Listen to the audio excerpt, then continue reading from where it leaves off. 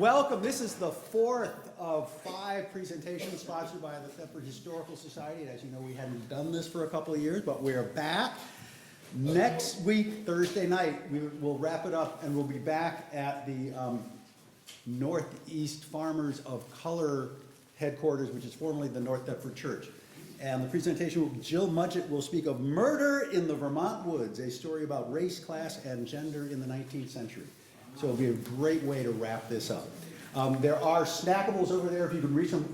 We have another great turnout tonight. Thank you for coming. I was going to introduce Marty, but I think you've all met him by the time this has started. He is a retired teacher from Delhi in the Catskills. And if you want to look at his CV afterwards, you may, but he's going to tell you all about himself and all about the Civilian Conservation Corps in Vermont and in Thetford. So, Marty, thank you for joining us. I've got to speak so it's picked up here. It's a thrill to be here. I was just thinking about coming to this town, if I could pronounce it correctly. Thetford? Yes. Because I was spelling it originally T-H-E-T-H-F-O-R-D.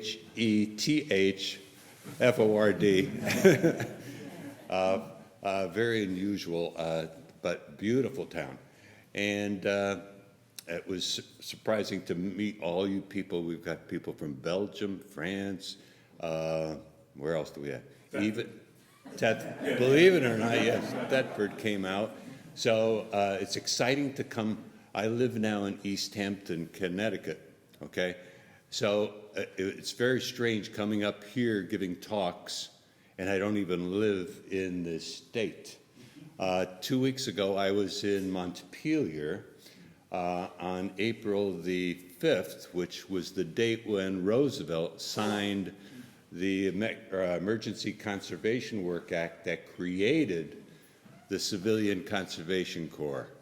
So I was able to get a proclamation from Governor Scott and also the Assembly. And I was able to speak at the Assembly auditorium with about 50-some people. And I felt so strange, too, because although there are people here that aren't originally from Vermont, but it's just so exciting to come here. This is my 4th book I'm working on. I've got this passion for the CCC.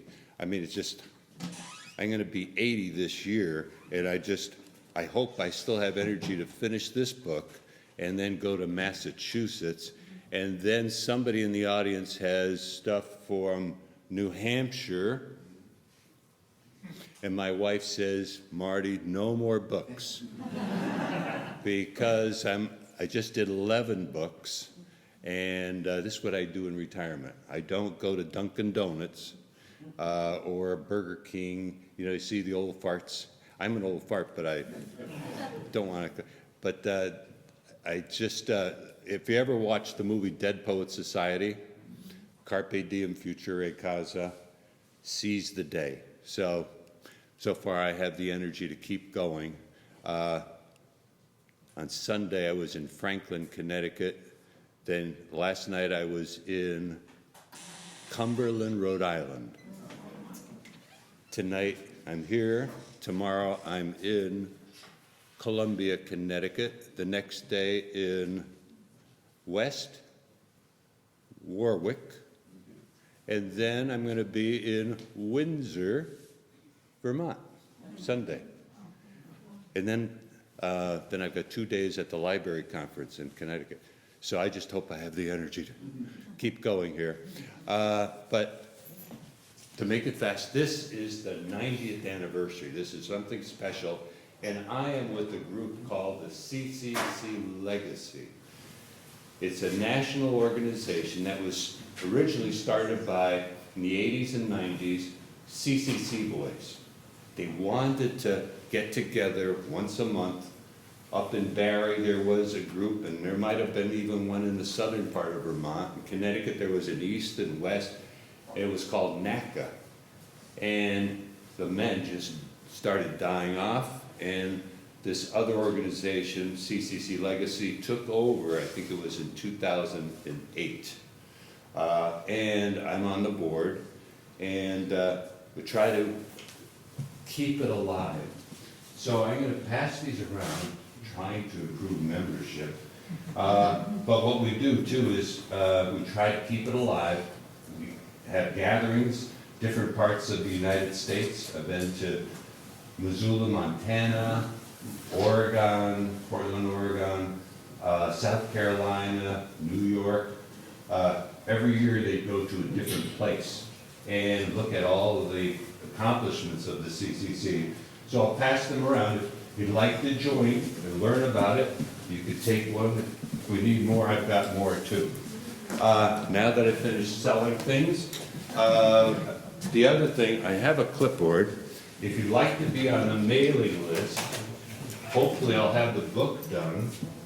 So you can just put your name and email and your phone number, because sometimes some people, I can't understand the letter or something, and it comes back. So, and if you run out of room, just use, there's room in the back too. So I'll pass this around. I'll start it here. Okay, enough of business. Now, I'm gonna pass these around too. I'll start these from the back. A lady from Massachusetts, I don't know if you knew this, most of the workers, CCC boys, were not from Vermont. Did you know that? About 75% came from Massachusetts, Rhode Island, Connecticut, and New York. So this lady had the Ascutney CCC, her father was there. So these would be monthly newspapers on the old, yeah. So try to be gentle with these. I'll start them, okay. And then I'll start one back here, and carefully enjoy it. Most of the stuff is just sort of joking around. There's some things about what projects they did, and boy, coming up 91, you could see a Scotland Mountain. God, it's gigantic, isn't it? Wow. Yeah, I think you'll have fun. Some of them even have advertisements in them. And anybody else in the back? So these were monthly, and what happened is the CCC camps realized that these boys only went to 8th grade. So they decided to have an education advisor in it. So I'll pass these out. Okay, now we're ready to go. Now I'll give you a quick tour of me.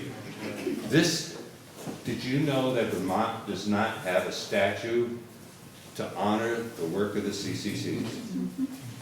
At least 26 parks were all built by CCCs. Connecticut we were just like you. We didn't have one, and all of a sudden, this one lady, Sharon, she's a go-getter. She was able to raise $26,000 in 1 year, and she said by the end of the year we'll have another one. So we wound up with 2 statues in 1 year. And we put them on like a stone, and you can see the nice white pine trees. This is in Killingworth near Clinton, Connecticut. And it's just, this guy was 104, just passed away. This guy, 99, just passed away too. So I interviewed about 200 guys. I mean, when you hear these stories about how tough life was during the Depression, they had to quit school in 8th grade. One guy near Albany, he said, my father fell off the Ford factory there in Green Island. He said, mother had to go and just beg get some bread. They'd pick up coal by the railroad tracks. So he went upstairs and got his birth certificate. And what he did is, he took it and got ink eradicator. You old people like me, do you remember? It was like the mercurochrome bottle, and it smelled terrible. I think it might have been Clorox. And he changed his birth date so he'd be 18 years old. He had to be 18. Here was this 14-year-old boy joining, the CCC because he had to help. So that's just one of the stories. Now these are the books that I've been working on. Fire Towers, and you people have your 251 club, right? Well, I liked the idea, but what I did is I did one about the 102 towns in the Adirondacks. And what I did is I had local people write history, interesting places to visit, and it's a passport book where you get it stamped or signed. So I did that, and I did Rhode Island, 39 club, easy. And where's the other one? And the Connecticut one, I don't even have it up here, but I've got Connecticut. How many clubs? 169 club. And if you get that, you get the Leatherman patch. I don't know if you ever heard of the Leatherman going through Connecticut and Westchester County. Okay, now here is Delhi. Now, and it turns out one of my students is in the back. Amy, would you stand up, please? My 7th grade student reading, and she said, I couldn't believe it when she said, she lives right around here. You often wonder what happened to your students. How many were teachers? Any teachers? Okay, about half of you. You wonder where they are. I mean, I started in '65, and I taught 4th grade, and I think, oh my God, they're in their 60s, and with grandkids, etc. like that. So that's where I taught school, and I lived for 33 years, and then I came to Connecticut. But here's an old farmhouse that I had. And Amy, I think did you live up? I lived on Scotch Mountain Road. Scotch Mountain Road, okay. Well, bought this house, my wife and I, in '74, 10 acres of land, the Delaware River across the street, West Branch, a nice barn, garage, $27,500. It was a mess. My wife's uncle said burn it. But it was a great place to raise the kids. And anybody else have a nice old farm that they live in? Isn't it neat though?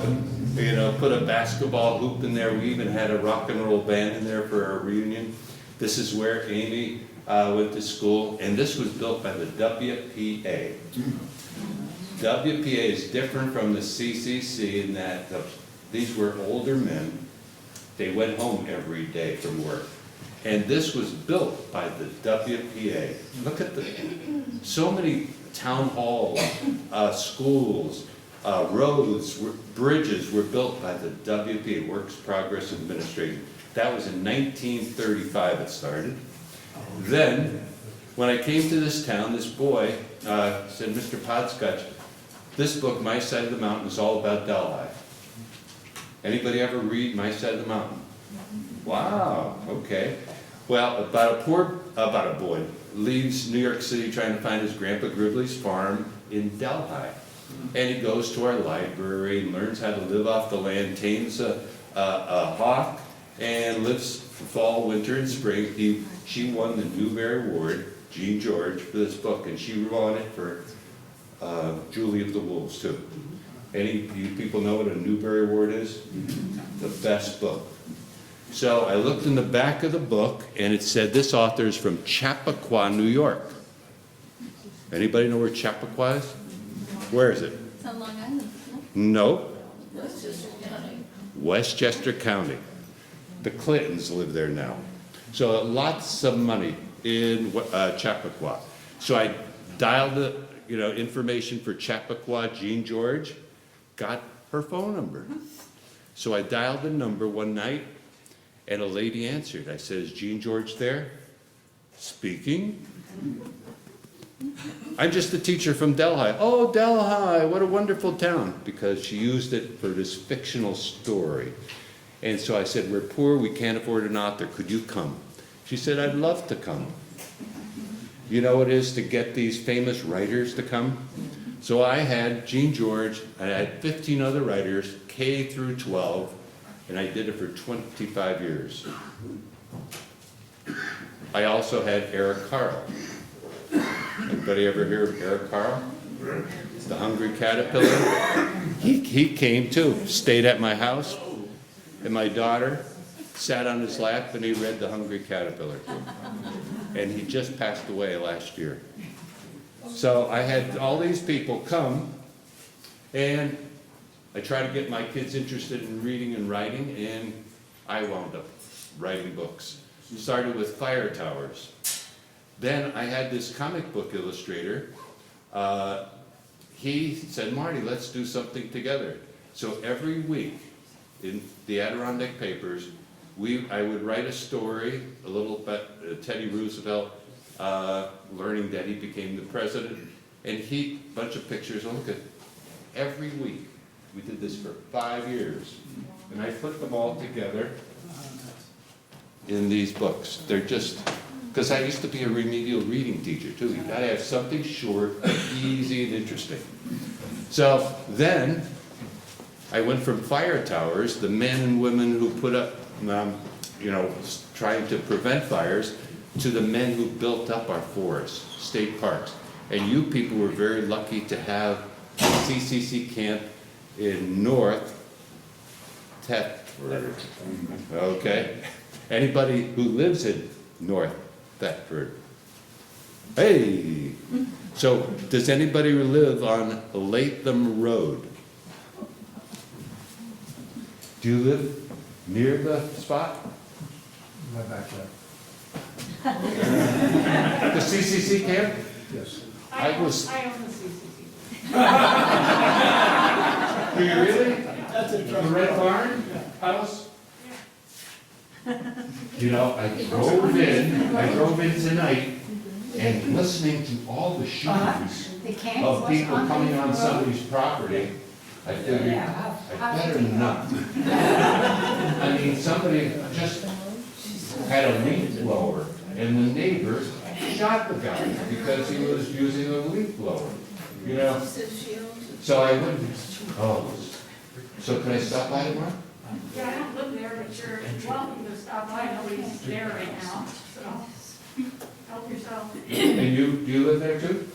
I'm the big white house down the road. Okay. Because I was just wondering, did you notice if there are any foundations or any? Yeah, there's one of the carports sits on a foundation, and there's 3 foundations on the land, actually. And there's some people here, the Howards, who have some aerial photographs of where the barracks were and. Okay. Now, because I've got a lot to do,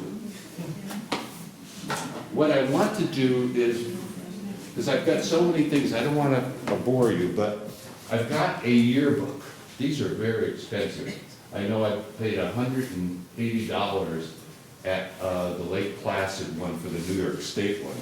But somehow Roosevelt was flush of money in '37, and he had all of the camps, all of the states, they had a yearbook like this. So this is the 1937, and this is the history. Charlie, where's Charlie?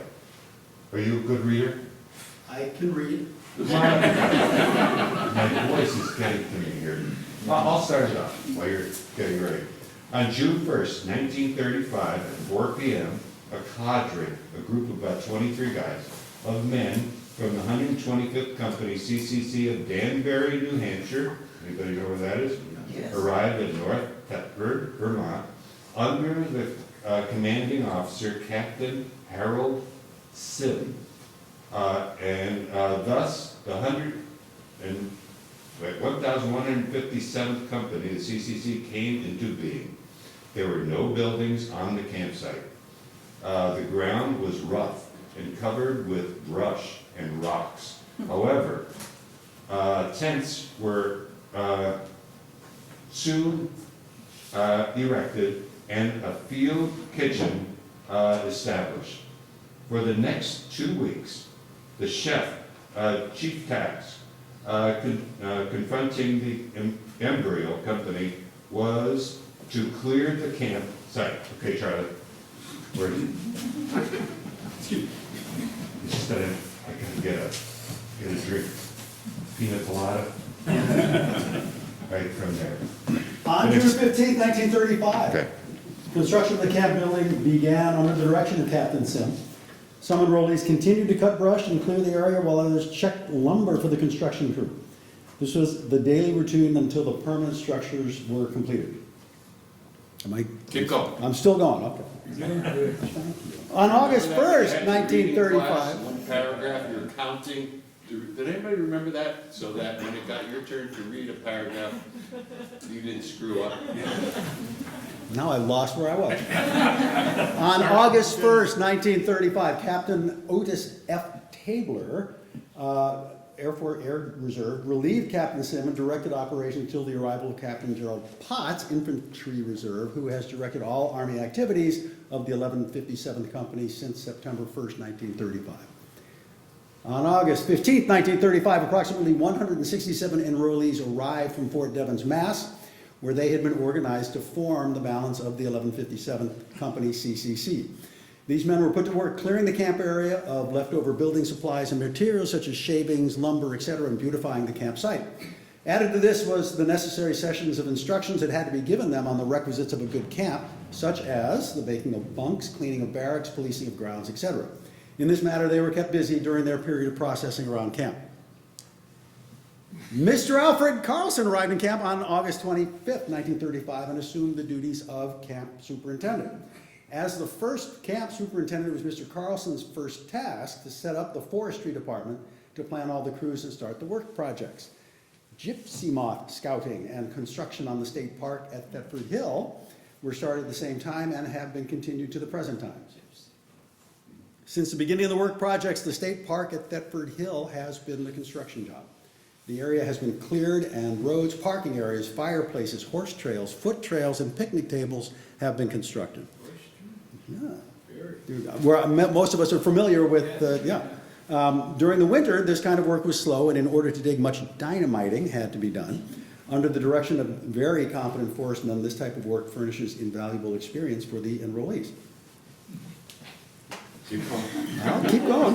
On March 15th, 1936, Mr. Earl Curtis was transferred to this camp as the next camp superintendent. 2 days later, on March 17th, 1936, disaster struck in the form of a terrible flood along the banks of the Connecticut. For 4 days, the camp was isolated.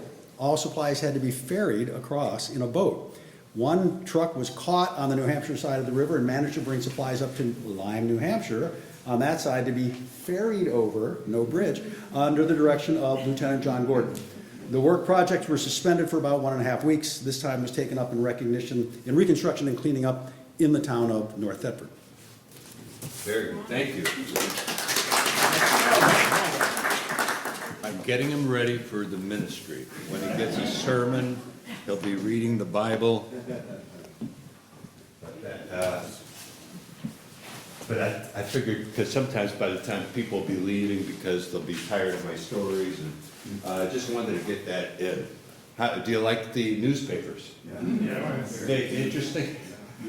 And you could get these newspapers, they're all from a Chicago library.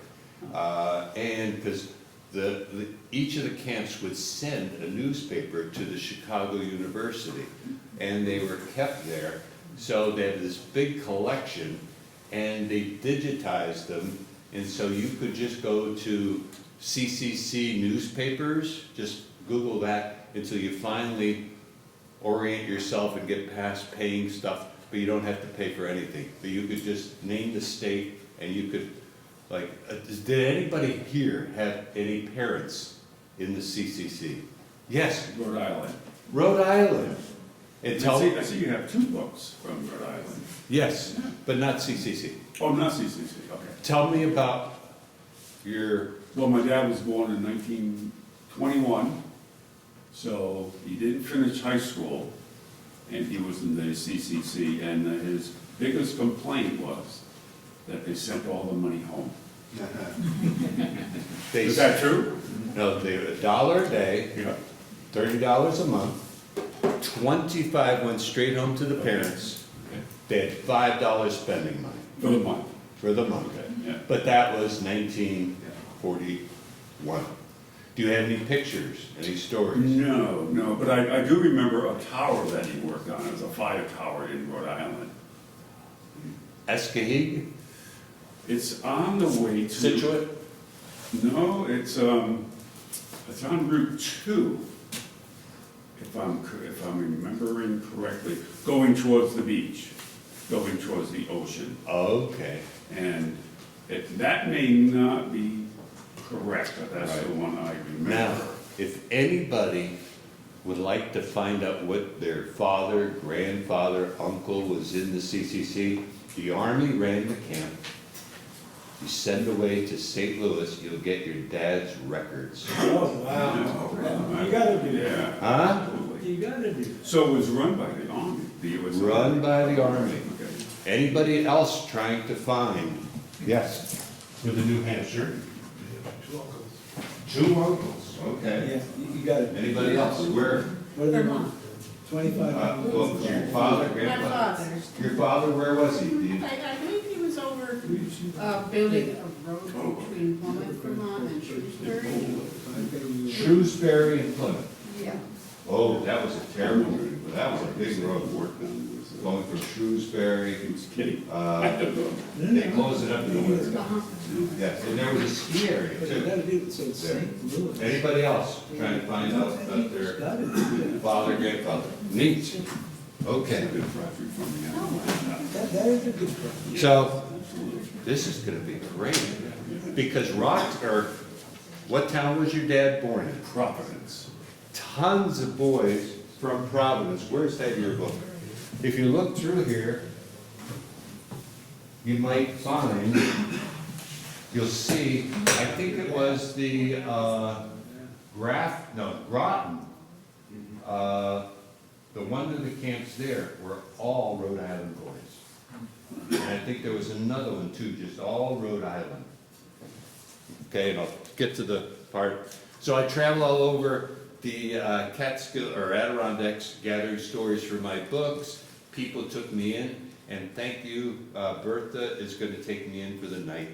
So I get to stay with the local people as I'm going around your state.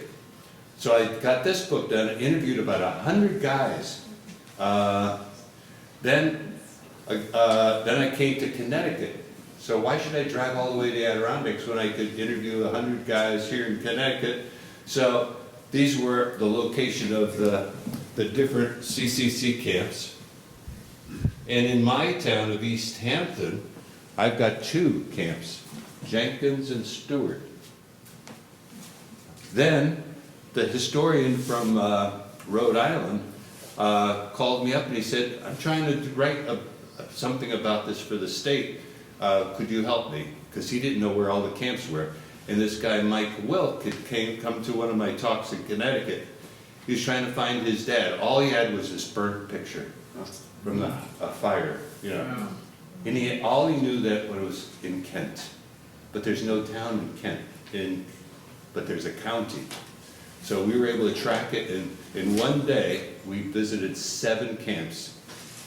And that was it, of all Rhode Island in one day, you know, because it's so small. How many go to Rhode Island? Oh, where do you like to go?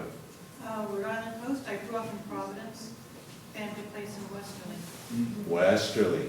Now, the Westerly CCC camp, they called it the Westerly camp, but it was in Charlestown.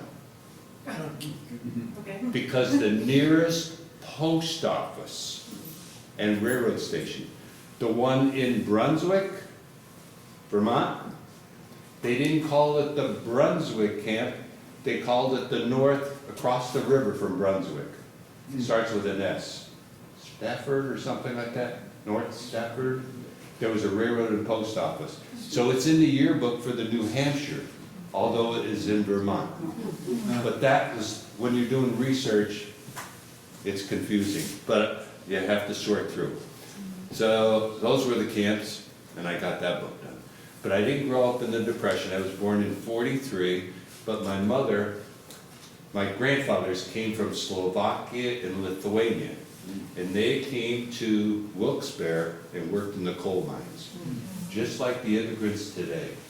The bottom of the barrel, you know? You have to do all the dirty jobs until your kids, grandkids are able to get an education.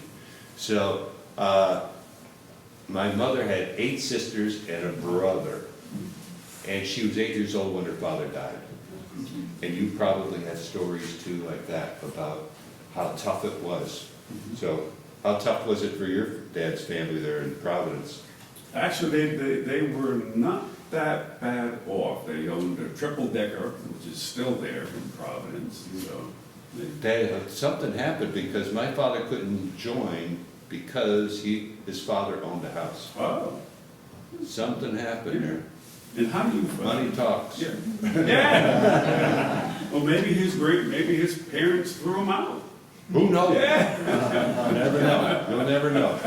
But it was tough. Possibility, yeah. 25% unemployed. 25%. Roosevelt was elected, and he beat Hoover, and he promised the proposed create civilian conservation corps to be used in simple work. More important, however, than the material gain will be the moral and spiritual value of such work. His first 100 days, he proposed the Emergency Conservation Work Act, which we call today the CCC. That's what they called it. He went to Congress on March 27th. By March 31st, it passed the House and the Senate, just like our Senate and House of Representatives do. Okay, I'll move over here a little bit. Okay, and he said by July 1st, he wanted 250,000 boys, 18 to 25, signed up. Some of the boys started in April, signing up. And some of the camps started in June. But by July, he had 250,000 all over. Now, here's a tough question I posed the people in Rhode Island. Not a one person knew this. Let's see how smart this group is. How many states were there in 1933? 48. They had 46, 47. They didn't study. I didn't know their history there in Cumberland. How many have been in Cumberland, Rhode Island? It's where the Cumberland Farms stores started. They all started right there. But the thing about this, at the library, half of it's a brand new, the other half is the monastery, starts with a T. Trappist. It was a Trappist monastery. It had a fire. The monks had to leave, and they went. The governor was Italian, so he's Catholic. He said, hey, priests and monks, go to the abandoned CCC camp there in Washington Forest, okay, in the northwestern part. Mm-hmm. So they said, sure. So they spent a year there. They made the barrack. They lived in the barracks. They made a chapel, etc., like that. And then they went to, not Webster, Westerly? in Massachusetts, the Trappist. The Trappist jelly. It'll come to me, but they made a monastery there, okay?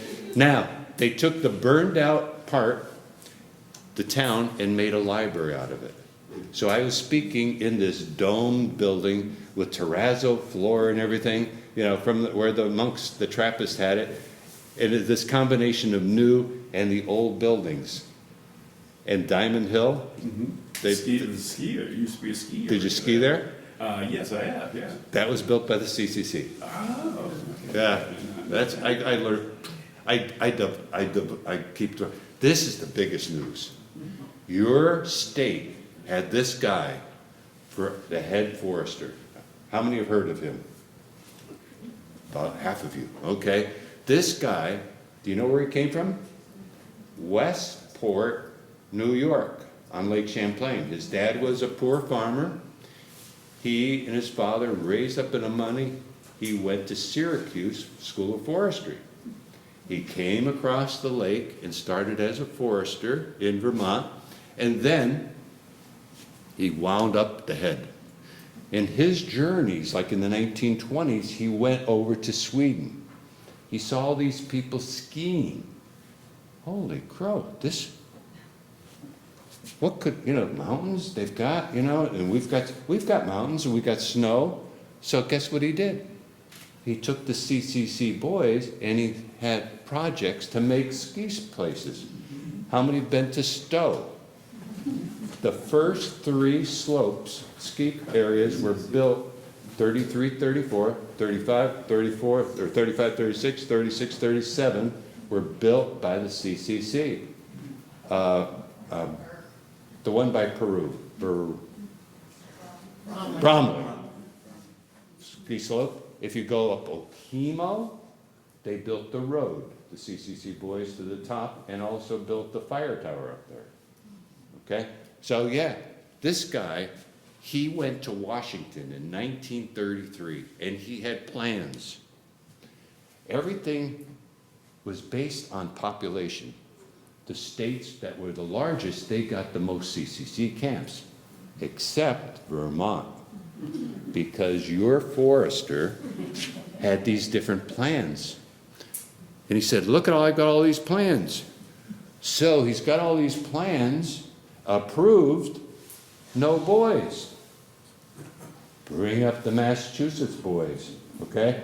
The Rhode Island boys, some Connecticut boys, and New York City boys were working on these projects. And these boys too, on the weekends, they would come into town, their uniforms on, dances. The girls saw the boys with their uniforms on. They fell in love, and they wound up getting married and staying in here. This one guy in Bellows Falls came to my talk. He said, Marty, if it wasn't for the CCC, I wouldn't be here. His father came up from Massachusetts, and he was working in Bellows Falls. It was called the Bellows Falls Camp, but it was in Westminster. No, not across the river, up on the hill. Oh. Westminster, okay? And I stopped there. It's a good place, exit 5. There is a gas station and a deli there. What's the name of it?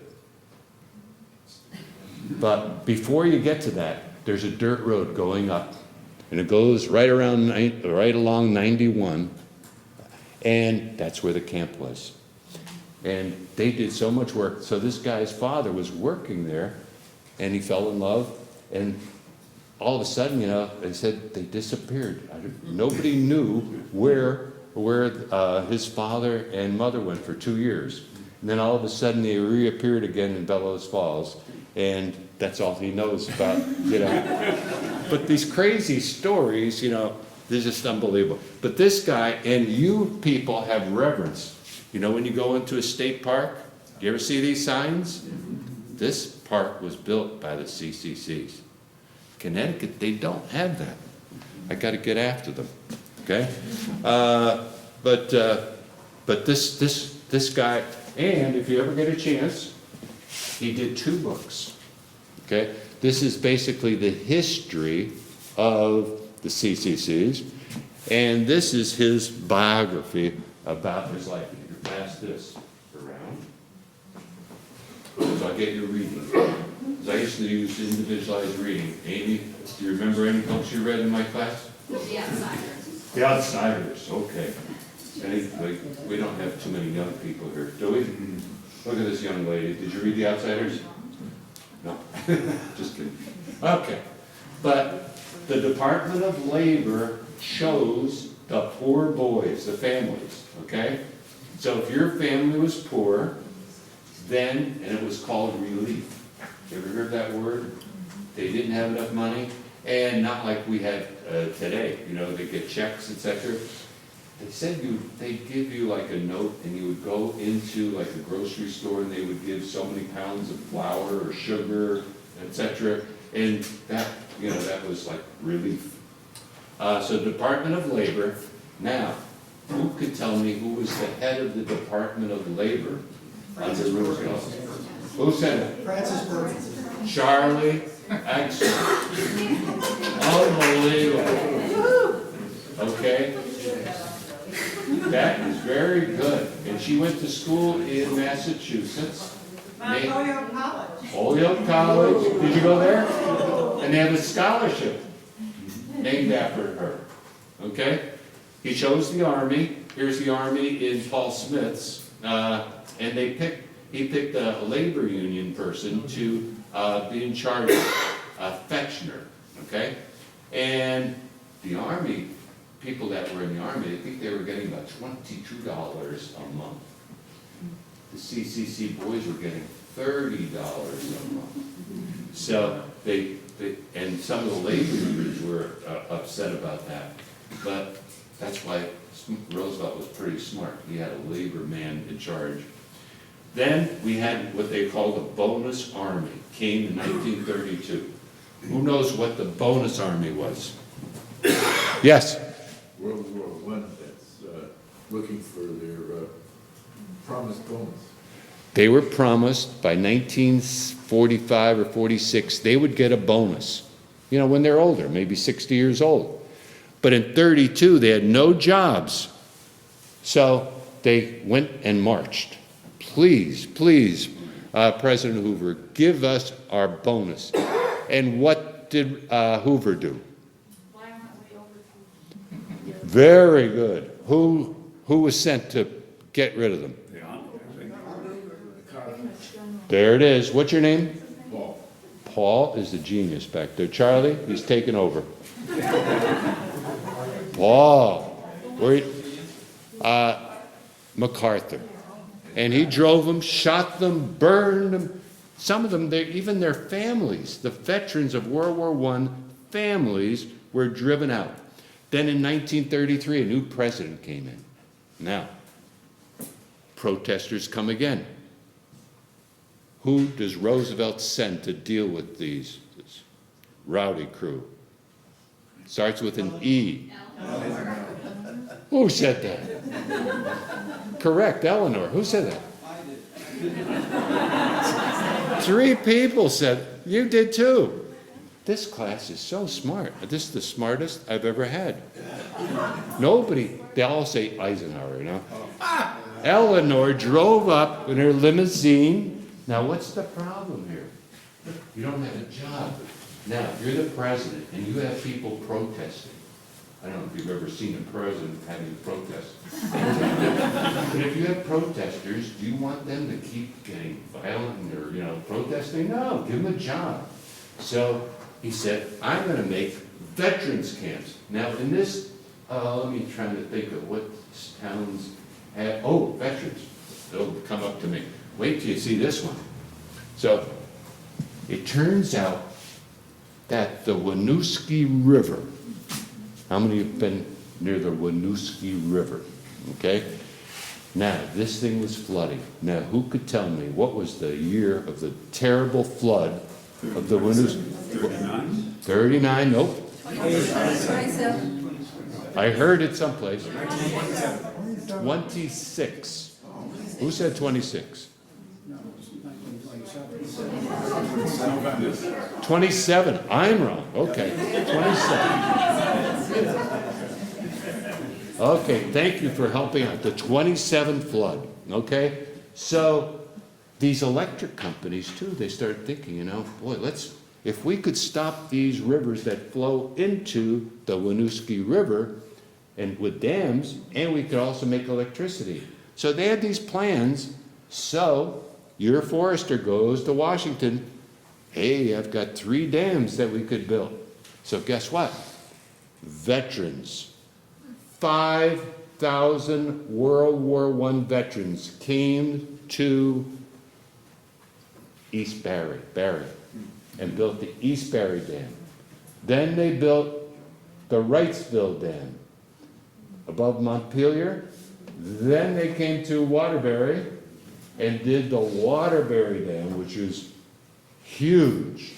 And this is a yearbook I got on eBay, is just about the veterans and 1 or 2 junior camps that work there.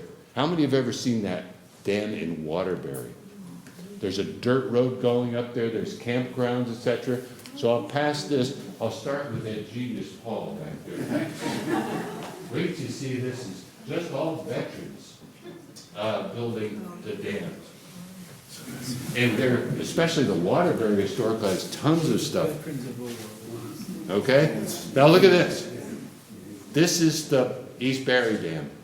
Look at the picks and shovels, hundreds of wheelbarrows.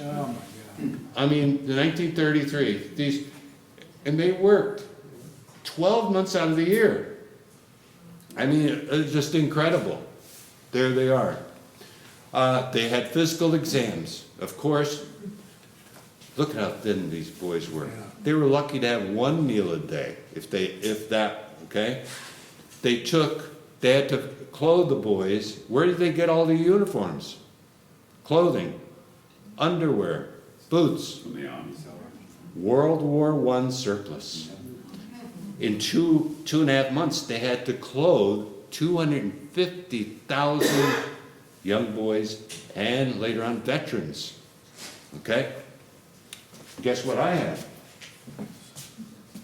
I have got a CCC dress uniform. Now this was later on when Roosevelt saw how ill-clad they were. He said, we've got to have something nice when they're marching down parades. On weekends, sometimes they would hitchhike home, so they'd wear their uniform, or when they would go to the dances or go into town. So your dad probably had one of these. So I'll pass this around. Remember these two. I'm going to explain what that is. Now, it smells like mothballs because I put some mothballs in this trunk. And you got to take a look at this trunk. Some lady from Massachusetts gave me her dad's CCC trunk.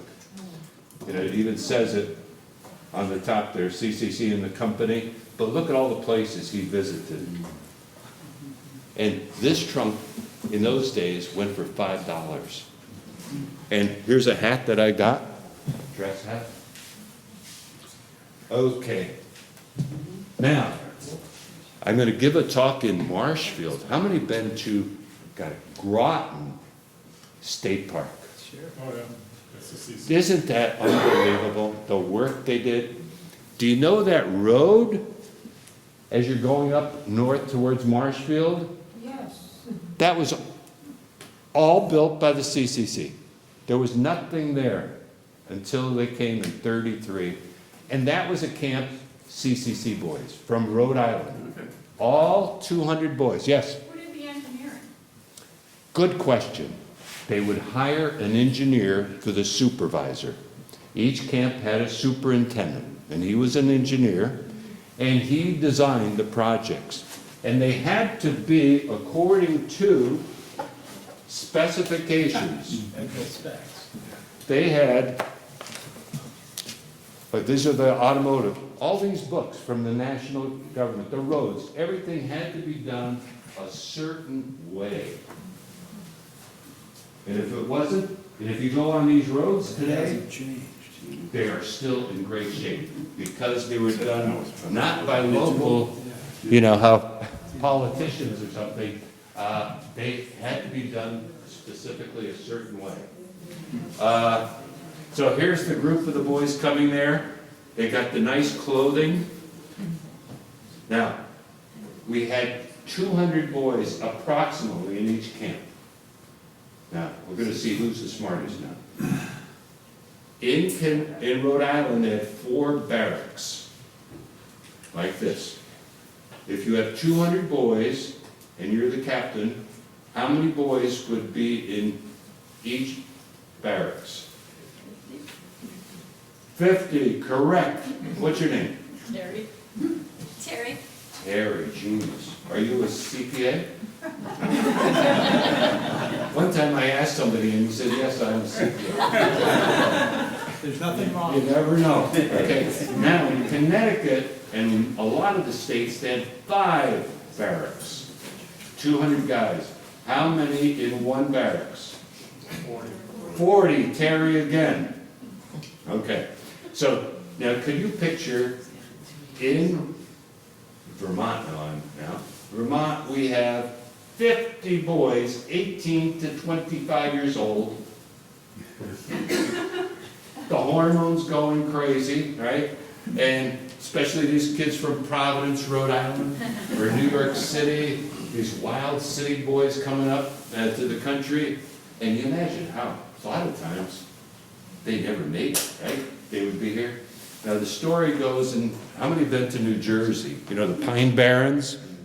You know, down towards Atlantic City? Well, these 4 boys from, I think it was Hoboken, New Jersey, came down to the Pine Barrens, and they, after a day in the camp and trying to take rules and everything, they just left. And tell me who one of the guys was. Correct. Frank Sinatra. He never made it. What's your name? Amy. Amy, are you sisters? Genius. Genius. Isn't that something? But some famous actors too, I forget what their names were, they also were in the CCCs. But they were paid $30 a month, $25 went home to the parents, they needed the money. And sometimes you had two boys, so that was like $50 coming home. And you could stay up to 6 months. Sign up, another 6 months. 6 months, after 2 years, you had to leave. Some would leave and then come back again. And if you were really good, they would keep you, okay? And look and see how nice. Does anybody have any children or grandchildren that make their beds like this? Amy, does your son make his bed? No.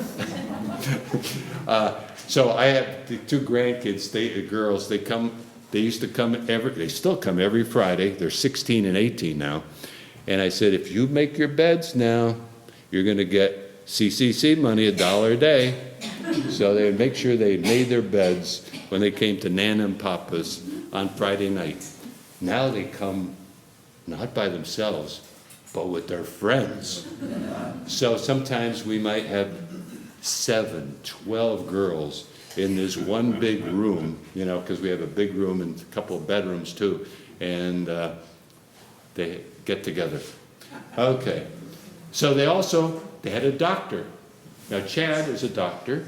Now these guys, a lot of the doctors they got from World War I, maybe they needed a job. So each camp had an Army doctor or Navy doctor, you know, in the reserves, okay?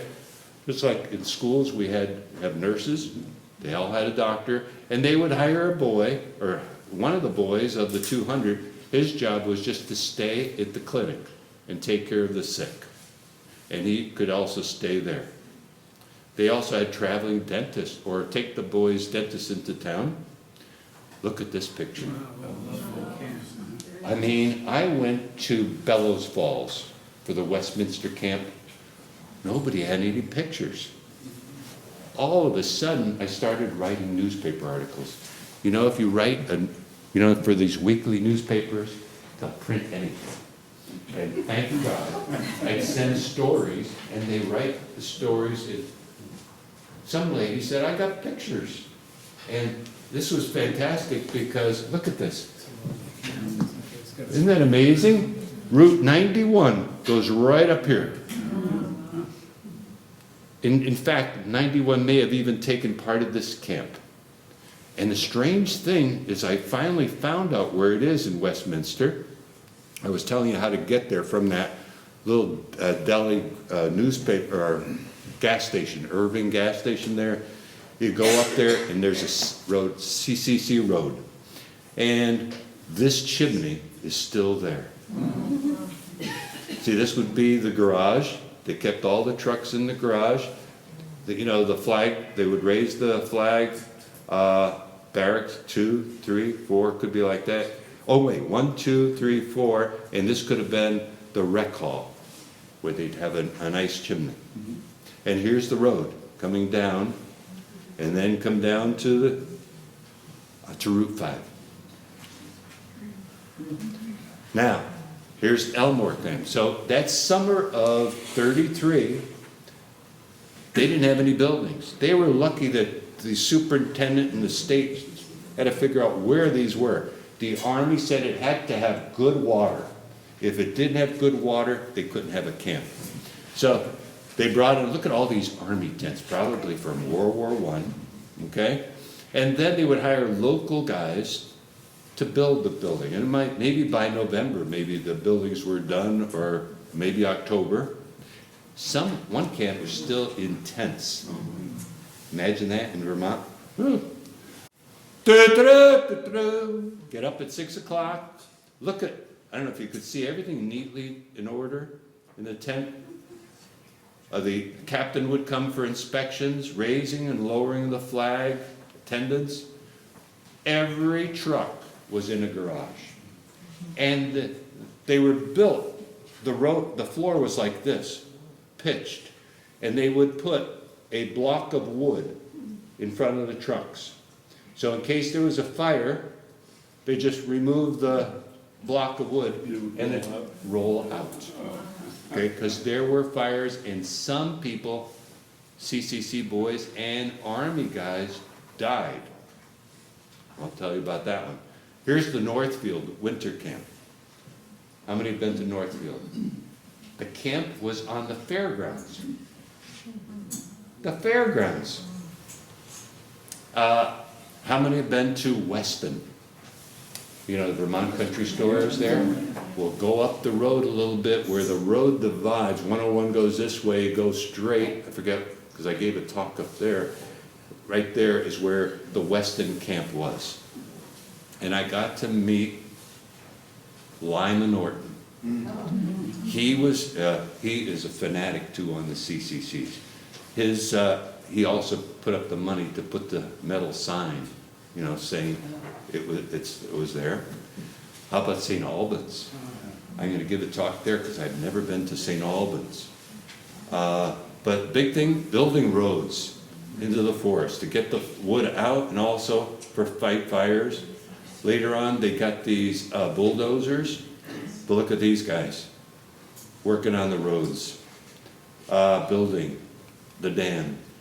They worked 8 hours, and sometimes in the winter they would roast their sandwich. What was the favorite sandwich of the CCC boys? Spam. Spam was not invented till World War II. Come on. I like spam. Peanut butter and jelly. Peanut butter. Not fish. They tried that in Indian Lake in the Adirondacks. They made fish sandwiches, and as the boys were going up to Long Lake, they threw them out the window. The captain found out. Oh man, was he pissed off when they got back, you know? But they were, please don't give us fish sandwiches. But from that day, the cooks didn't do fish sandwiches. That's the funny story about that one. But look at the bridges they built. Look at this in Townsend. How many been to Townsend State Park? Nobody? Townsend? Okay. What a building. Yeah, you got to remember, the Townsend and the Grafton building, the same architecture, if you've ever been. And it's a shame what you see the Grafton one now. It's just all woods, grass growing, windows smashed, terrible. Dams. Then they'd ring the bell, dinner, and look at this one, the Weston camp. You could have all you wanted to eat. Then you went back, look at this. They even had some pets, everything neatly ordered, okay? Everything had to be spick and span, and they would have bands. They'd bring their instruments, and sometimes they would have dances, you know, or a night's, almost like talent shows. Then this guy, his job was to take care of the canteen, order the candy, the cigarettes, the tobacco, soap, all these things.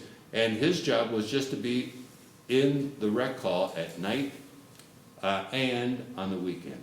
And he was an assistant leader. Now, where's our uniform? Okay, here it is. Now, let's see. What's your name?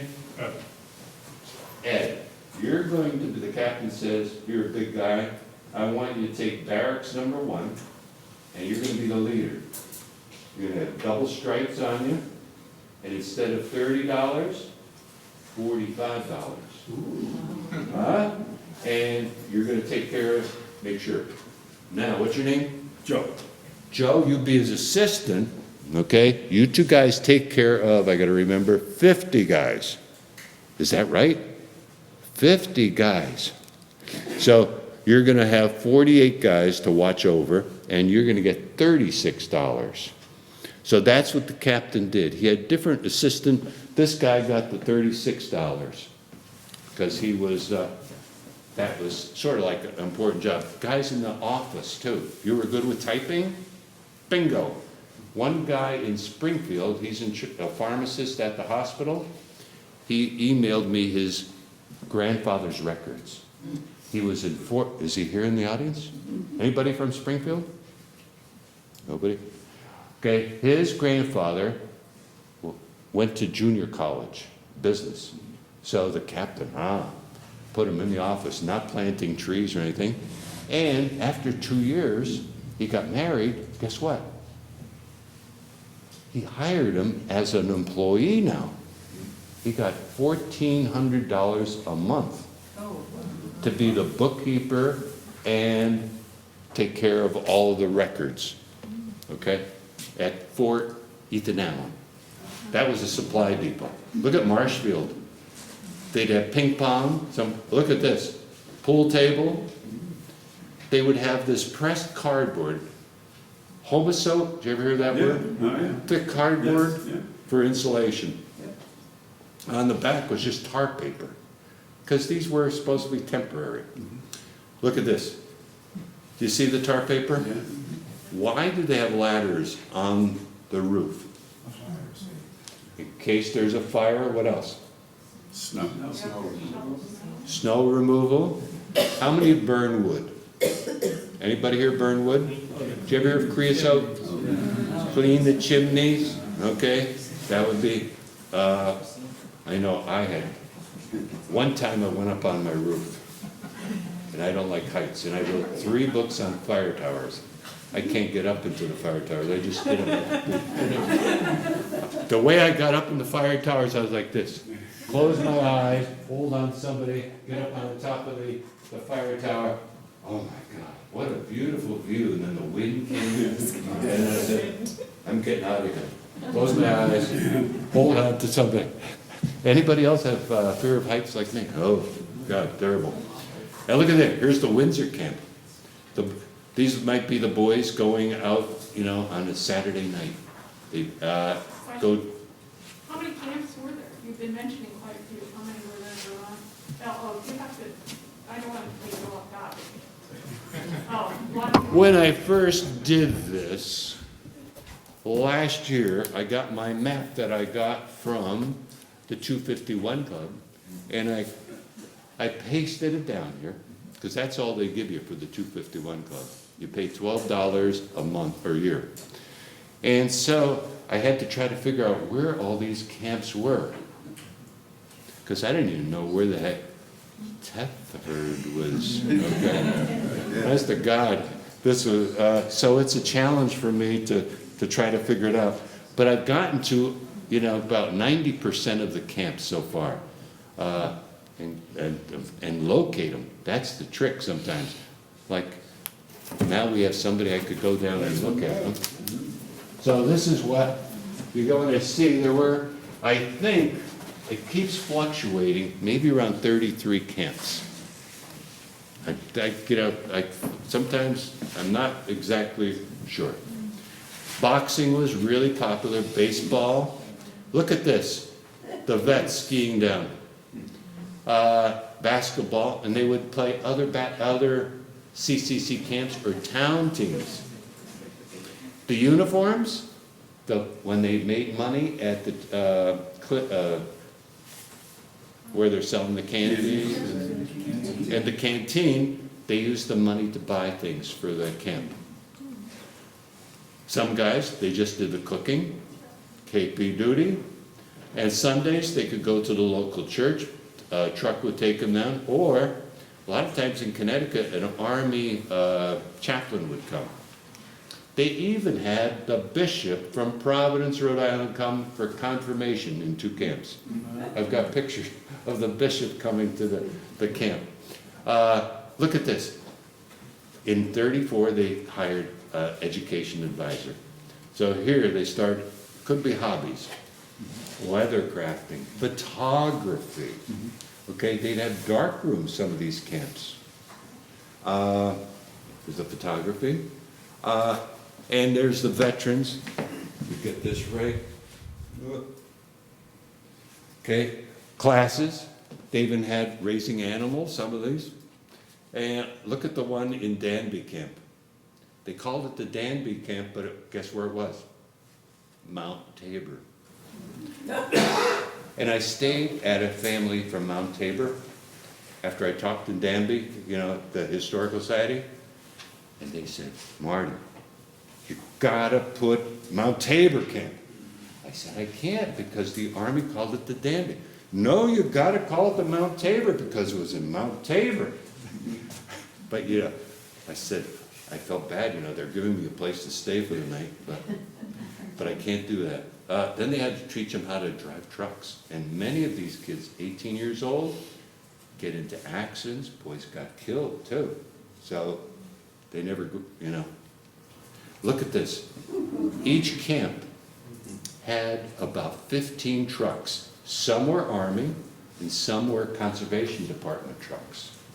They'd have the stake body trucks. They'd have a bench on either side. Imagine. And if that truck tipped over, no seat belts. Yeah, boys did get hurt, wound up in the hospital or dead. These guys, here's 15 guys. All they did was drive trucks. And some of them became truck drivers when they left. And because they had this little booklet, all the things they did, truck driving, so they could go, look at, I did this, or when they get to the Army. Now, Ed went to the World War II. He says, I was a leader. Bingo, you're a sergeant, World War II. Because he knew how to give orders. So that's why they said Hitler hated the United States CCCs, because they were trained by the Army, okay? They did a few things towards the end, marching with broomsticks, this one, 1941, I think. That was about it, but you couldn't do anything Army. They had camp newspapers, which I passed out, and they had national paper, okay? Now, you said there were 48 states, right? Where else were there camps besides the 48 states? Alaska. Where else? Puerto Rico. Puerto Rico. Have you been to Puerto Rico? Yeah. Were you up El Yunque? How many have been to Puerto Rico?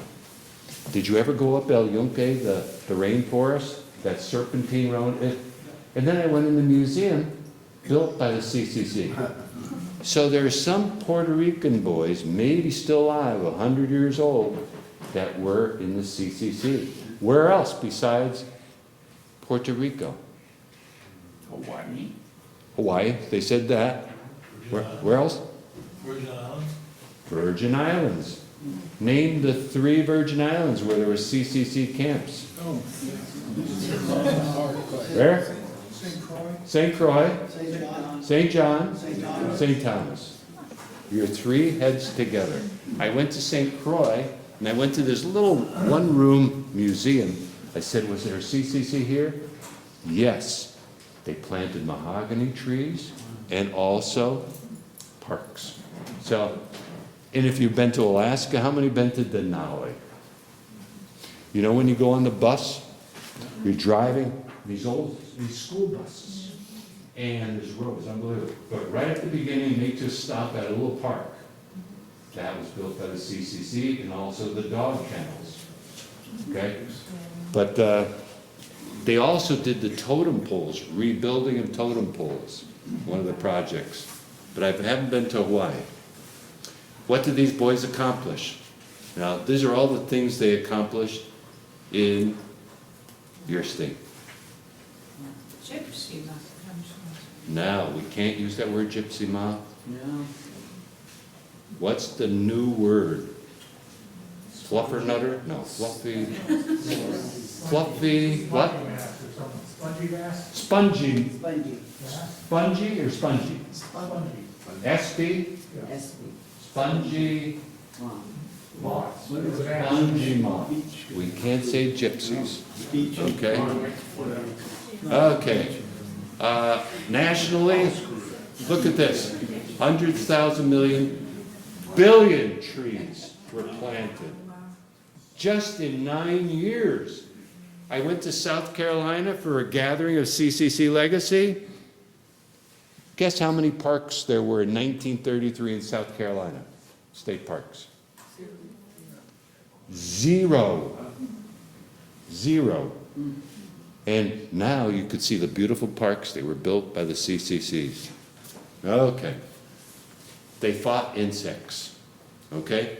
Dutch elm disease, came across, came up the Hudson River, probably came up to here, and blister rust. Does anybody have white pine trees on their property? Now, what you have to watch out for are currant and gooseberry bushes. If you have them within 900 feet of your white pine trees, these are the host for a rust fungus. So they had the CCC boys ripping up these bushes in the springtime because they did not want to have this blister rush. The caterpillars came. The boys had to climb up the trees. There were millions of eggs in there. And they climbed up the trees with a can of creosote and painted them to kill them. So they didn't, and they also banded them with burlap. Did you ever do that with burlap? And then when it's hot, the caterpillars would come down and hide underneath there, and you'd squish it. Do you remember on the sidewalk squishing them? Oh, I hated those. And you'd go past a forest, the whole thing was decimated, not a one leaf on the trees. Then they did fire breaks. Did you ever see water holes? I don't think you have water holes in your state. Somebody said we have too much water. But in Connecticut and Rhode Island, in the Adirondacks, whenever there would be a spring, they would line it with stone, so then when they came with their Indian tanks, they could load up and pump water to fight a fire. Okay? And in the springtime, this time of the year, when you have all the leaves and dead grass, somebody's burning. In the old days, did your dad burn stuff, the burning barrel? My father would start the grass burning. And then all of a sudden the wind came and we're running up with carpets, wetting them and trying to stop the fire. They built lookout towers, fire towers. This was the Danby Peru Road. You ever gone on that road? It was about a 15-mile. They'd even had a stone crusher. They used dynamite in this beautiful road going across there. They had the Danby coming one way and the Peru camp coming the other. Look at this building. Beautiful. Fireplace, not only inside, but outside for talks. Bathroom here. This is in the Townsend, and same architecture, Grafton. Mansfield Base Lodge. Grafton, Vermont, Grafton, New Hampshire. What? Which state? It's Grafton. Everything is Vermont. Everything's Vermont. Good question. Ricker Pond. This was all Rhode Island. Your dad might have been there. Okay? This is the road. Who said? Your father from Shrewsbury? This was on the Shrewsbury Road. And the only thing left is this water hole, well. But this place, these shelters, vandalism and stuff like that, Owl's Head in Groton. Okay. Sawmills. Then the 36 flood came. okay? And also the 38 hurricane. The CCC boys were called in to clean up.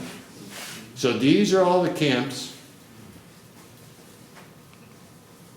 And then I have the names of the companies, because the Army called them the companies and the dates they... Oh, let's go back to the Thetford. Okay, it started here, okay, in August 15th, 1935, ended just 2 months. 2 years. 2 years, 2 years. 37 years. Can I claim old age? No. Who said that? 10 points off, Ed. My hair is grayer. You're getting only $30 now. Okay, Barry, city, the supply, I think that's up there, I drove up there by the quarry, and that's where I think that the office was there. This was a supply depot in 14th and Allen. Bethel, this one only was there, look at this, from September to March, 6 months. Okay, did anybody ever see the fish hatchery? Yeah. The guy there, he said, Marty, you just go down this road where there's a gate and make a right and you'll see the camp. So I parked my car and I'm walking down this road and I get to the grass front and I look down there, big black head in the grass. And I said, I gotta get out of here. So quickly, slowly, and then after a little while I ran. Ah, God. So then I went out and bought a foghorn and some spray. People say you don't have to worry about the black bear, right? Is that true? No, that's what they say. I'll tell you, in Connecticut, I don't know how many bear have wound up in the house this year, but they don't come in here, right, to your house? Yes? So there were no women involved with this at all? None, although we had a teacher come from the principal, and she taught in the East Hampton School at night, some English. And somebody in Mansfield taught them bow and arrow, make bow and arrows, but none, no. And did they get pensions afterward, or No. when they were done, they were done? They were done. Good question. Oh, here I am. Here I am, and I took a picture. I can't see, I think maybe that's the black head that was in there. Question? Yes? You said in the previous slide that they were to eradicate gypsy moths. What were they, how did they do that? They climbed up trees and got the egg masses. By Lake George, Boat Landing, they sprayed with arsenic and something else. Yeah, they did a lot of things, you know. Okay, but there's that one. So I don't know if I'll ever get to see that chimney down there along the river. Brunswick. How many have been up to this place? It's called Maiden Stone. You have to drive 5 miles. The CCC boys built that road. And it's way in the wilderness, but tons of people up there. Yeah, Brunswick. The pavilion that's there. East Burke. How many have been to East Burke? The Northeast Kingdom. Okay? That road going up. And I'm driving up this road, you know, and then I'm looking, it's just a sheer drop off.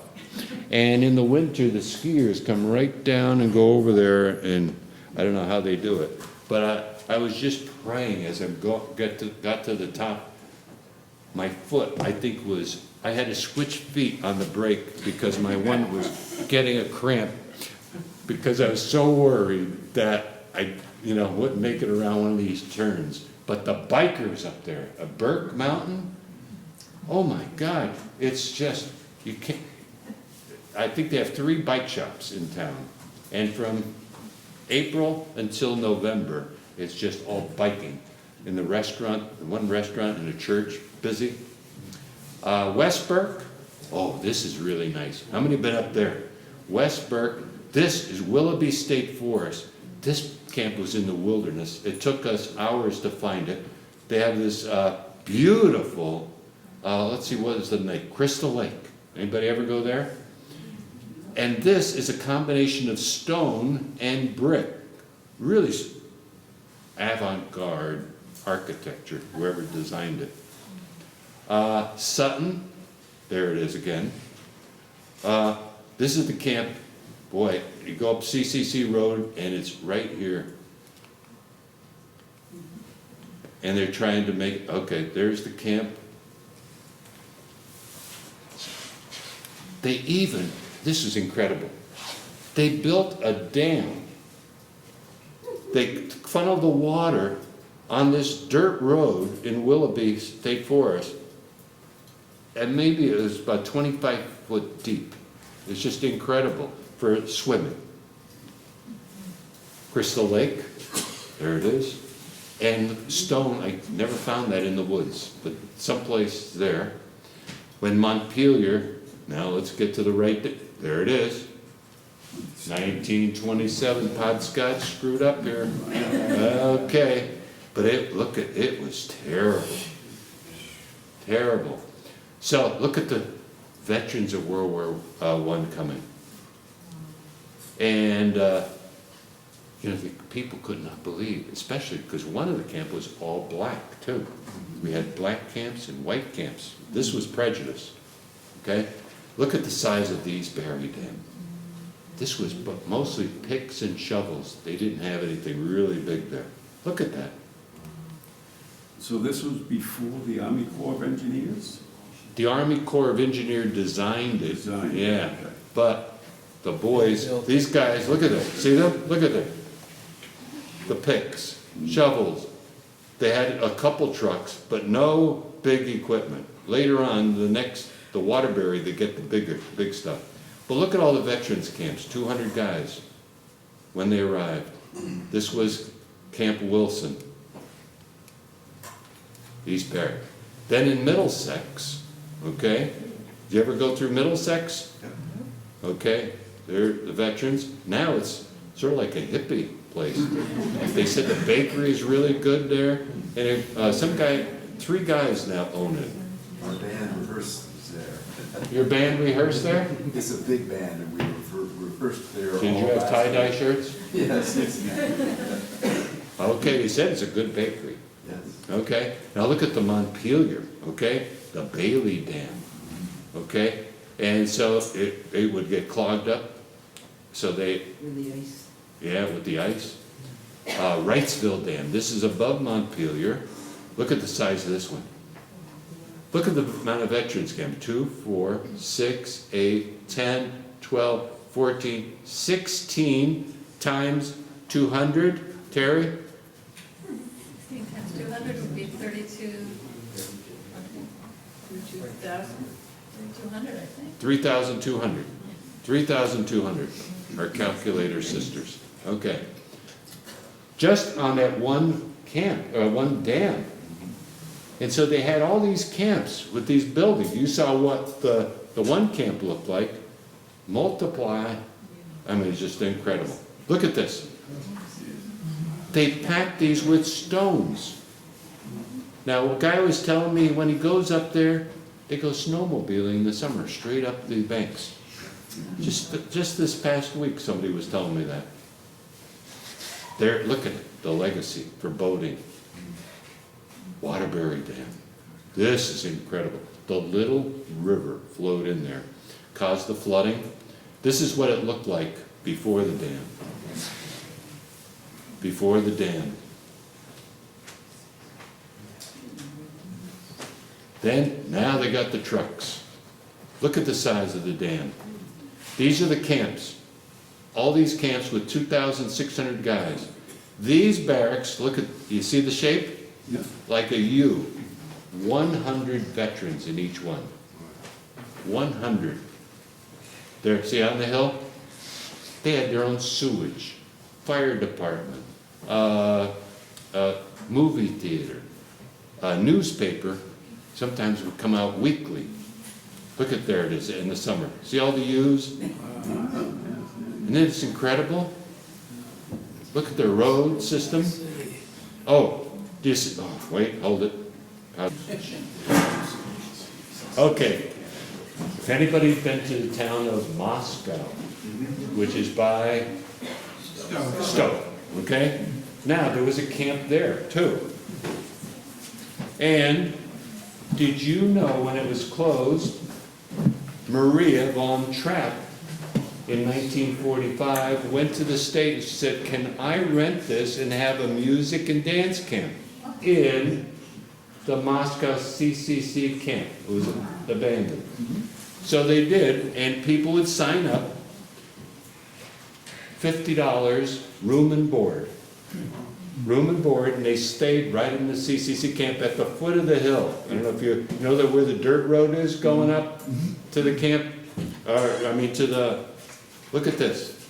They had about 24 pictures. I even talked to Johannes von Trapp. And when they talked, he said, Marty, I don't know any pictures. And when I went there to the lodge, the lady there took me downstairs. There were about 24 pictures on the wall of what she did. Northfield Camp, look at this. It was at the fairgrounds. They did the fish hatchery, Roxbury State Forest. All right, Phil? Ah, fine. Here we go. How many have been there? To Sunset Hill. Anybody have picnics, etc. up there? It doesn't look like that now, right? See how, look at how, you could barely see it, but there's lots of families going up there. It was gorgeous, but now. That's on that Goddard one is on Hooten Hill Road, right? Pardon? Back up one, can you back up one? There is? Goddard donated, What? Dwight Goddard donated 262 acres to the state of Vermont in 31. So open pasture, gave the property to the state, stipulated to remain a state forest. That's the one on Hooten Hill Road. Yeah, that's the, Or there is one. now the academy takes care of it. It's academy. Yeah. Okay. Now, this is probably where the boys came by train. Okay, is the railroad station still there? Yep. It is? Part of it? I got this on the internet, so I don't know. I could be wrong. Now, this is the camp. Who's the gentleman that has the postcard? Right here. He has the postcard there. And is this where Latham Road is, or is this Latham Road? Up to your right. Up there. Up here. This is the Latham Road. And the entrance would be coming in this way. See, this would probably be the truck garage, the long garage. Now, they each had a blacksmith in each of the camps. And see how, look at how close the buildings were. Yeah. So that's where it was, just 2 years. And there's an aerial view that I got from the historian. Yes, this is the Latham Road. See, after the curve. Come in this way. Oh, there are the buildings. Now, look at the roster. Massachusetts, couple Vermont. Massachusetts, Massachusetts, Massachusetts. Let's see if we get a little closer.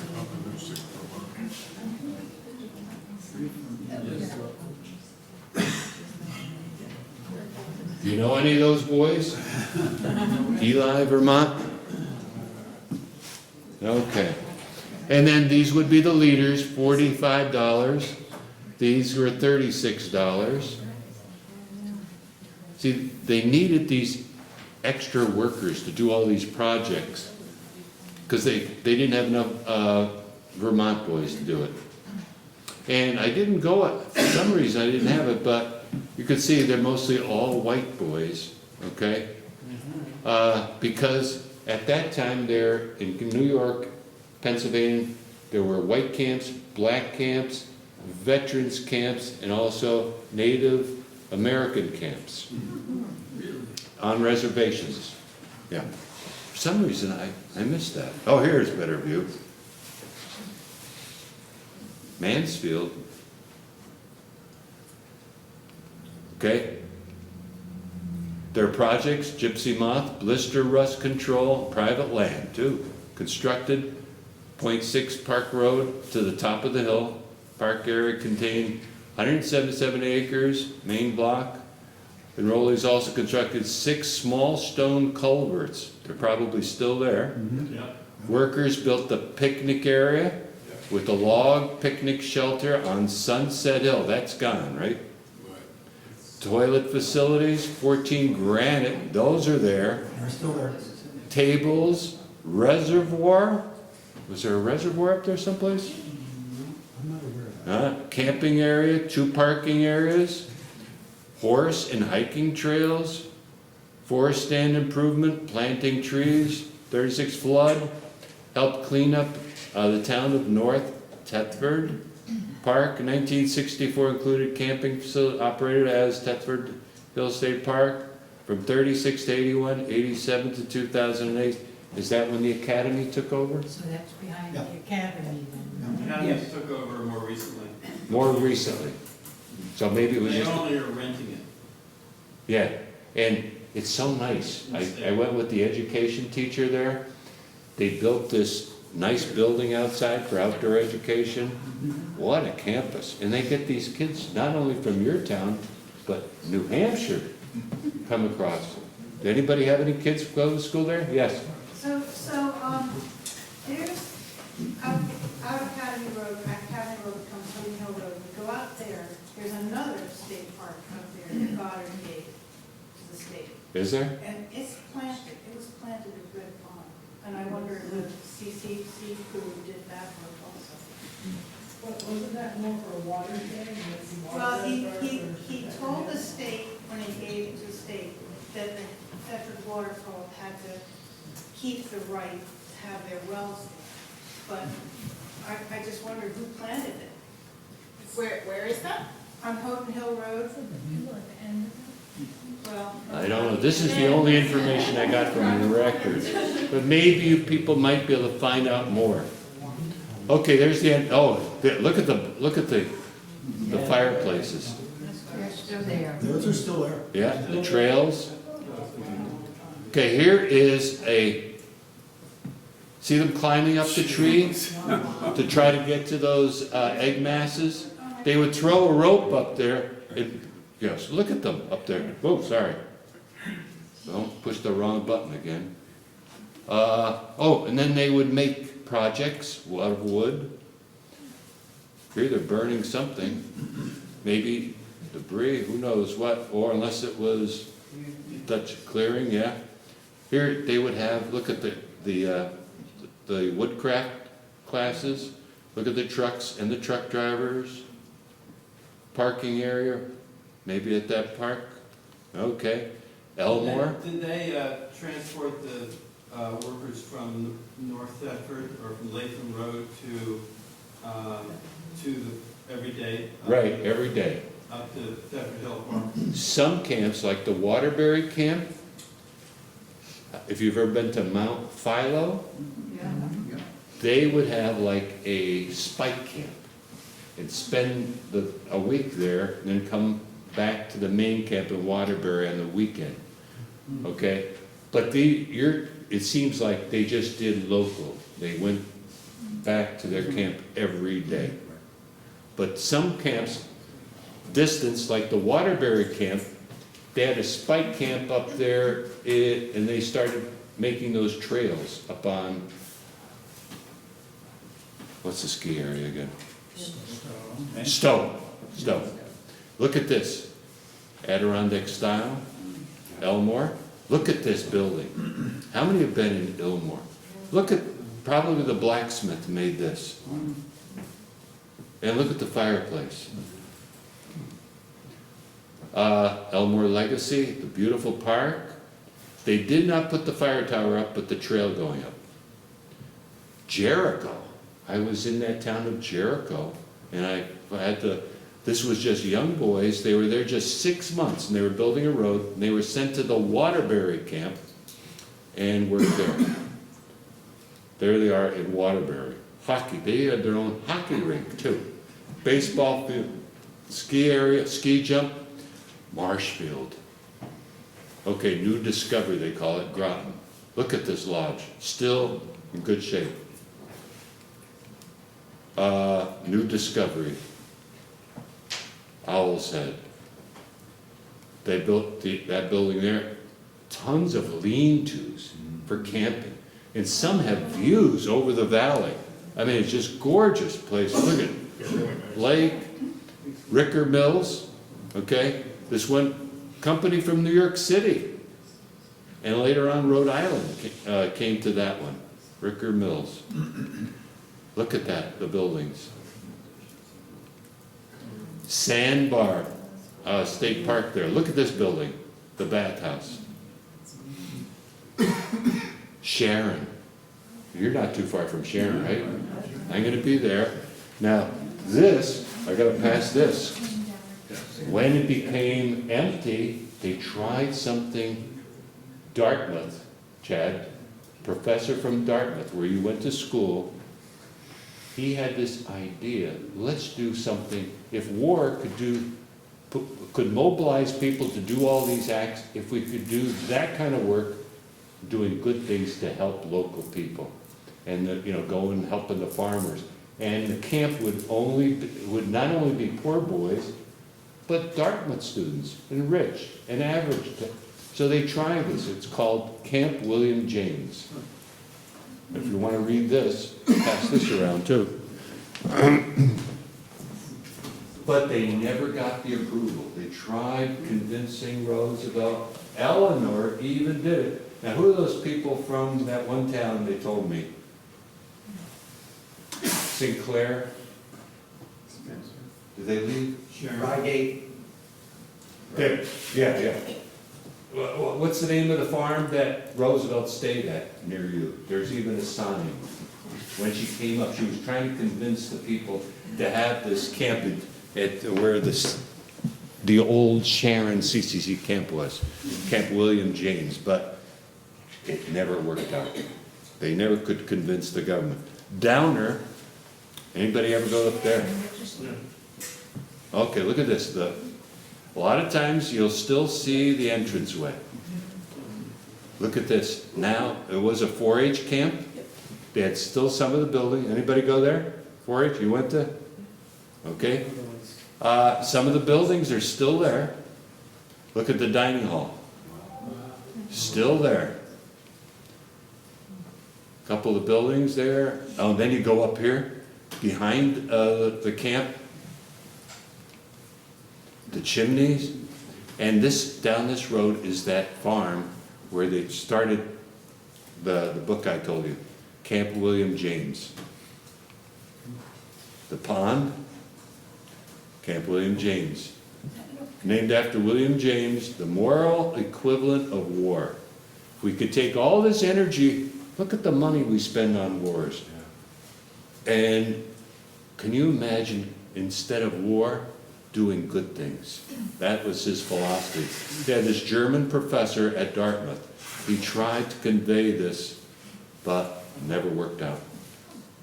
Alice State Park, side camp, Rochester. This was in the national park, the forest. St. Albans. Look at what they built there. They cleared this terrible beach there. Made a beach, and look at the bathhouse. Underhill Center. How many have been there? On the other side of Stowe. No place for the camp. Where was the CCC camp? Searching. Guess what? I found it. It's at the gun range. Oh, yeah. You ever go there? Do you ever try to get in there? Can't get in there. Podskoch did. All I had to do was ask the policeman there, where are you originally from? Rhode Island. Oh, what town? Oh, So I said, you know, I wrote the book and about this little town where they make twine and stuff like. He said, wait a minute, I'll call up and to the main office. Oh, the guy says you could come in. So I went in there, and they had a picture of the Underhill camp. It was in the gun range. And the guy in charge, he said to the policeman, hey, take these guys in your squad car and take them down there to see it.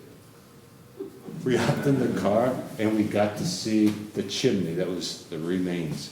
They had 2 camps there, one for the Jericho camp, but it's, yes? So in 1938, when the hurricane destroyed so much of the trees, the camps didn't exist anymore? They ended in 42. So when the hurricane came, the CCC boys cleared the roads, okay, all over New England, Oh, they okay? In Rhode Island, they even walked the beaches, Burlingame there, Charlestown, looking for dead bodies. This one guy said that's what his father had to do. Okay, Windsor Camp, that's where I'm going to be on Sunday. Okay? How many have been up that mountain? Scutney. Holy moly. Look at the beautiful shelter there. Oh, isn't this awesome? Right down the road, Wilgus State Park. Look at this building for the ranger. Do you ever see this one? It's gorgeous. World War II came, we did not need boys in the woods. We needed them to fight. So these boys went off to war. They never closed the camps officially, but look at the legacy they left. How many have been to Denver? Red Rocks. Just 1? 2. Isn't it awesome? Oh, yeah. I was there, my sons were in Boulder for about 10 years, 15 years, and there's Denver in the distance. Denver in the 1930s, they would have just Easter ceremonies, sunrise ceremonies. They said, could you send a CCC camp here and build us a theater? 10,000 seats. 10,000. But there it is. I saw the Steve Miller Band, Under the Stars. And there was another rock, somebody from England. It was just 10,000 people under the stars. Just, oh, what a play. See this? There's a big rock here and a big rock, red rock here. If you go to Virginia, Skyline Drive, built by the CCC. So many of the parks. This is the statue. Hopefully we could get one for Vermont. You've got a lot of places to put it. Some people want it at Stowe because they built the first things there and they get a lot of people. I love Hapgood State Park. You know, by Peru. Groton. Isn't that awesome? Anybody have? Oh, yeah, it's gorgeous. North Thetford, or Thetford Hill. But look at that one, that ranger's house. And a lady read about me in the newspaper. She said her father was the mason that helped build that. You know, had the boys, you know, picking the rocks, you know, mixing the cement, but he was the guiding force. Look at that. And he was even working on that house in December because she has his journals. If you want to see a museum, we have one in Connecticut, Stafford Springs. One building, the administration building is there. Look at the coal pile, wood pile, boxing ring. So it's open on Sundays during the summer. If anybody would like to buy a book, any book, $20 only, or 2 for $35. Here's my house on Lake Pocatapog in East Hampton. And my wife, Lynn, who puts up with me, going around a baby, Ryan. He married Jenna from Stamford, and she had twin girls, Anna and Lily and Luke. And Christy's my daughter, and she had Lydia and Kira's going to Emerson College in Boston. And my eldest son, Matthew, my son-in-law, Matt, and Aunt Phyllis. So here we are last year at Castle Hill in Newport, Rhode Island. on our 50th anniversary. We couldn't afford to stay there at night. $600 a night. Maybe for our 100th. But thank you very much.